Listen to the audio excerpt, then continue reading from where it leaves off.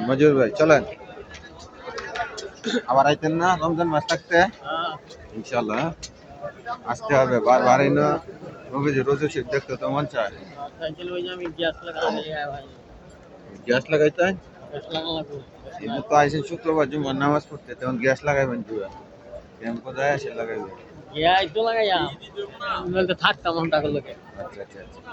ইনশাআল্লাহ